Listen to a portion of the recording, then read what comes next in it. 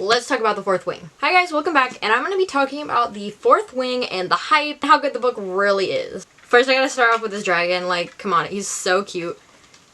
He actually stands up with his wings like this. My little brother made him. He's so cute. It's the first 3D thing he printed, and we couldn't find elastic small enough, so we actually had to get these bigger ones right there, but it's so he can move around and everything. But he's so cute, so I just had to say that. I appreciate this so much. It's adorable, and I'm gonna be asking him to print me so many more things to put on my bookshelf. Okay, so who else got caught up in the hype? I got caught up in the hype. I was just excited to be excited about something with everybody else. I actually have the original version, the gold cover, and then I got caught up in the hype again, and I bought the second version, except mine kind of got messed up. I don't really know what's wrong with that. I definitely got caught up in the hype. The book is not awful, but it's not great, in my opinion. I was enthralled by the idea of dragons and dragon riders. I haven't really read a lot of fantasy with dragons, but I'm obsessed with dinosaurs and dragons. So I was really excited for that. I was so excited for that. The idea of the story, I do really like it. It's cool. I did get a little bit bored with some of it because I guess I just get bored when there's a lot of war talk and trying to strategize and plan, because my brain does not work like that, so I'm just off in La La Land when they're talking about that. And then I try to reread it, and then I get bored again, and I just have to skip ahead a little bit. I didn't enjoy the book as much as I wanted to because there is so much cussing. I get it if you need to have your characters cuss a little bit, if they're really stressed. I understand they're in a military college, so that's just what you're gonna do. But I feel like it was an obscene amount. It felt lazy. Can you not come up with any other words? It literally just felt like filler words and just lazy writing. If there's so much cussing, if there's more cussing than story, I'm just gonna think you're a lazy writer. I also feel like the way that Violet found her signet, honestly, I feel like that was also lazy writing. You're gonna have a smut scene and then make this character find her elemental power while doing the deed?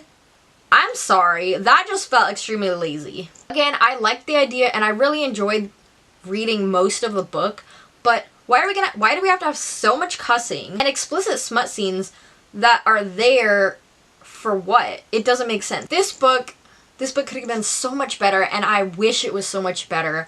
I'm not gonna get rid of it. I like the cover, the story's okay, but I just wish there was a lot less cussing, smut, laziness. It just feels like there was so much more potential, and it was discarded for and cussing and things that just were unnecessary to the story. None of that stuff drove the story forward.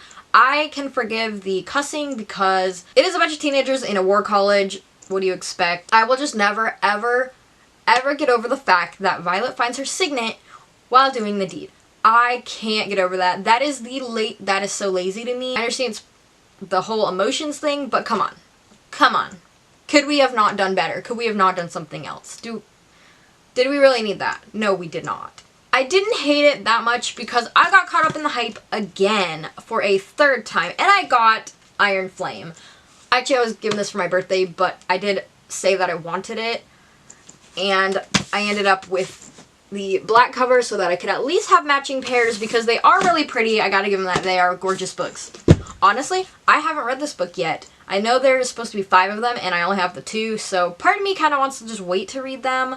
But part of me is like, maybe I should read this one and then not buy the other ones if I hate it. Part of me wants to just say, I'm not a quitter, I'm going to read all 5 of them.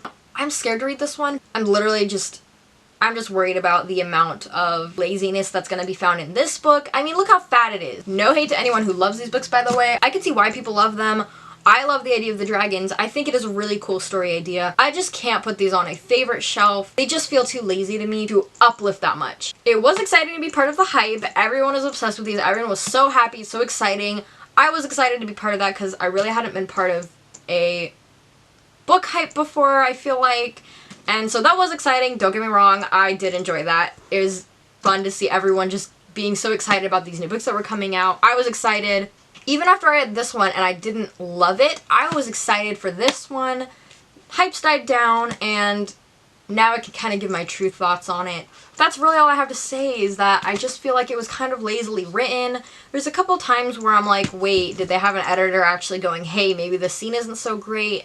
But honestly, there's some other books that I've read that I wondered the same thing, and I still love the books, so no hate to anyone who really loves them. I understand why they're loved, why everyone's excited for the next ones. The author's really good at enticing her fans and giving them little teasers to keep them enthralled. Also, I'm tired of people showing these to kids as YA. They are not YA.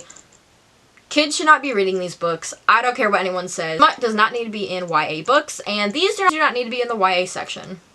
I'm going to keep you up to date. I might have to reread this one to then read this one, just so I have it fresh in my mind on how I feel about them. Maybe after a reread once or twice, I'll change my opinion. We'll see.